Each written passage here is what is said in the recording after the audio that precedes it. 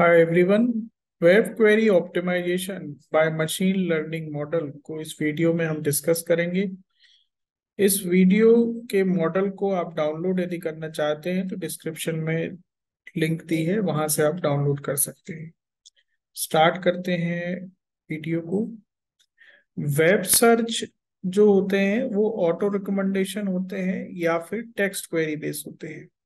Auto recommendation का मतलब है कि यूजर जो लास्ट पेज विजिट करता हुआ आ रहा है उसके अकॉर्डिंग ऑटोमेटिक उसको पेज दिखाएं। और टेक्स्ट क्वेरी का मतलब होता है कि यूजर यदि कोई चीज सर्च कर रहा है तो उसके अकॉर्डिंग उसको रिजल्ट दिखाना है। तो ऑटो रिकमेंडेशन पे हमने ऑलरेडी वर्क किया है और उससे रिलेटेड वीडियो आप देख सकते हैं, जहां पर यूजर के behaviour web log web content के बेस पे प्रिडिक्शंस करते हैं। और अब हम यहाँ पर टेक्स्ट क्वेरी को ऑप्टिमाइज करने वाले हैं। तो यदि हम अपना प्रपोज मॉडल देखें तो साहब, जो ट्रेनिंग डेटा सेट है उसको हम प्री प्रोसेस करेंगे। और प्री प्रोसेस करने का मतलब, क्योंकि टेक्स्ट टाइप का डेटा है तो टेक्स्ट में से स्टॉप वर्ड या स्टीमिंग ऑपरेशंस होते, तो हमने यहाँ पर स्टॉप वर्ड हटाए हुए हैं। Bounded spread query task clustering में हम एक लिमिटेड टाइम पीरियड की क्वेरीज को एनालाइज करते हैं और उनको क्लस्टर करते हैं। उसमें जो वर्ड्स होते हैं उसके आधार पे आप ग्रुप बनाते हैं। रिपीटेटिव वर्ड्स जो एक से एक होते हैं उनको एक कैटेगरी में रखते जाते हैं।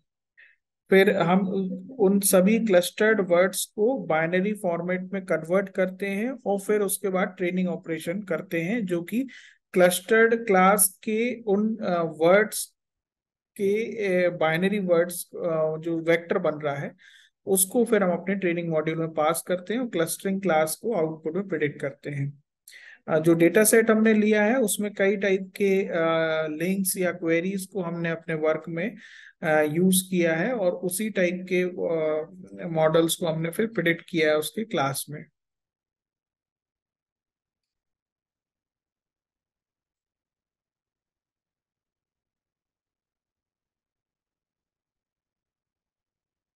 तो जब आप कोड डाउनलोड करेंगे तो आपको कई सारी फाइल्स मिलेंगी। उसमें से आपको जो रन करना है वो GUI_privacy नाम का फंक्शन है, इसको रन करना है।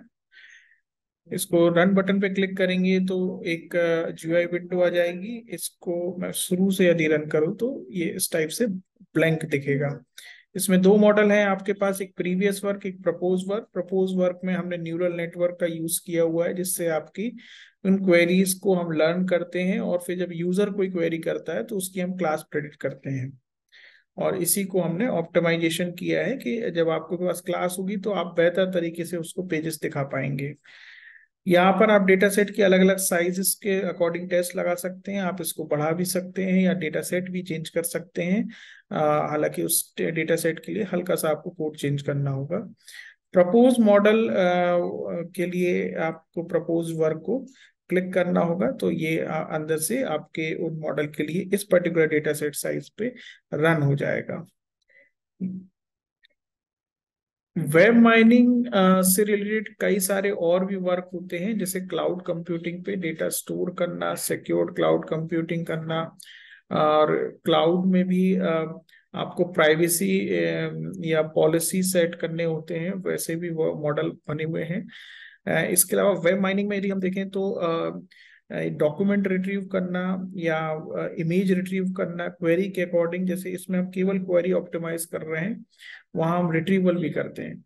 और सिक्योर्ड डेटा स्टोर करना, रिट्रीव करना और यूजर के बिहेवियर के अकॉर्डिंग पेज प्रेडिक्ट करना, ये सारे अलग अलग रिसर्च टॉपिक होते हैं। इन सभी पे हमने वर्क किया है। उससे रिलेटेड आप वीडियो और प्रोजेक्ट के कोड हमसे ले सकते हैं।